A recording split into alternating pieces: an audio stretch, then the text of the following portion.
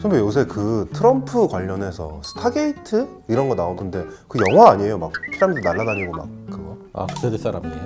저거 봤죠? 그러니까 그 SF 감성을 한 스푼을 이렇게 딱 담은 이 합작 법인 이름이에요. 그러니까 일본 소프트뱅크랑 오픈AI, 오라클 이런 회사들이 모여 설립을 하는 기업인데 트럼프 대통령이 직접 미국의 이 대규모 AI 데이터 센터를 건설하겠다는 계획을 발표를 했어요. 근데 사실 이 스타게이트 프로젝트라는 게 어떻게 보면 서막 시작에 불과하다 이런 얘기도 나와요. 왜냐면 결국은 미국 정부 정책이 AI를 중심으로 갈수록 빅테크 기업들이 가만히 있을 수 없잖아요. 그래서 오히려 더 많은, 더 큰 투자 계획을 내놓으면서 이렇게 좀 제2차 투자 경쟁이 벌어지는 계기가 되지 않을까. 그 투자금으로 뭘 할지 이런 거는 아직은 별로 없고요. 일단 데이터 센터 투자 금액인데 지금 첫 번째로 신설하는 데이터 센터 규모만 미국의 센트럴파크 이런 규모라고 하니까 결국 트럼프 정부에서 투자를 얼마 하겠다. 이게 중요한 거죠, 사실.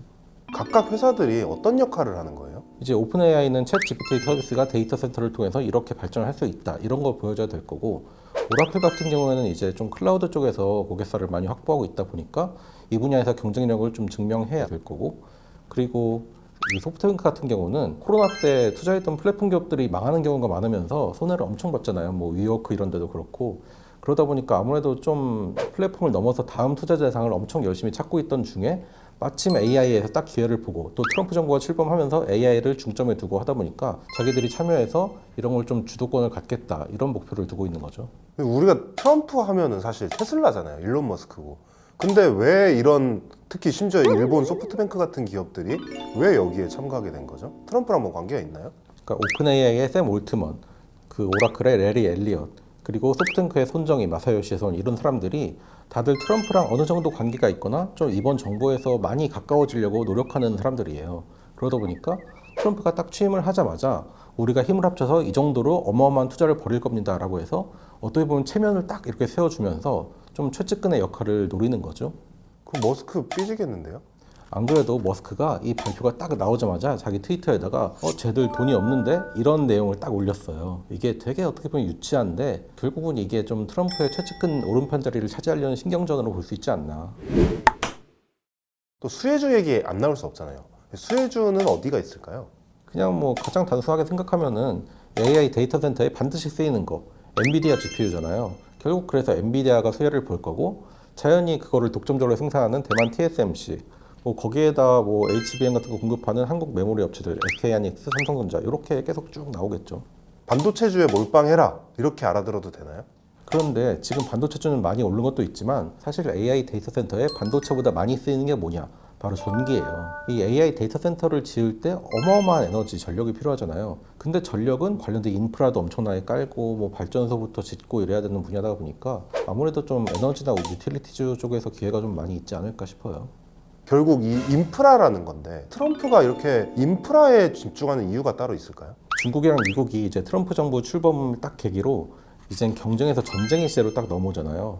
그런데 시진핑 정부가 지난 10년 동안 경제 산업 쪽에서 가장 잘한 게 뭐냐?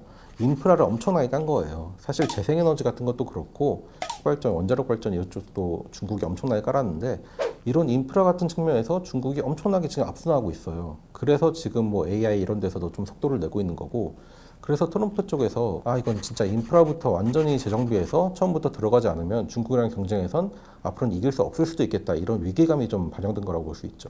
인프라를 깔면 뭐 발전소도 깔아야 될 테고 공사를 많이 해야 되잖아요.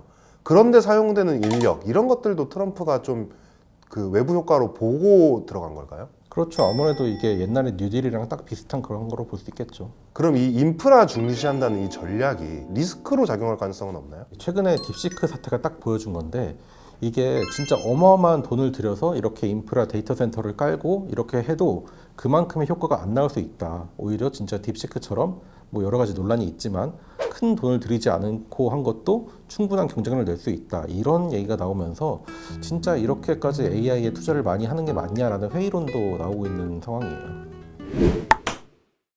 우리나라 인공지능은 어떻게 되는 건가요? 한국에서는 뭐 개별 기업이 수조 원을 투자하기도 사실 어려운 실정이고 또 데이터 센터를 지을 만한 부지도 그렇게 많지 않잖아요. 그래서 아무래도 한국 기업들이 좀 직접적으로 이거를 개발하거나 이런 게 어려울 것 같고 좀 인수합병이나 기술 제휴 쪽으로 많이 답을 찾아야 되지 않을까. 그래도 이번에 그 딥시크 나오면서 네이버랑 카카오 주가 엄청 뛰던데요.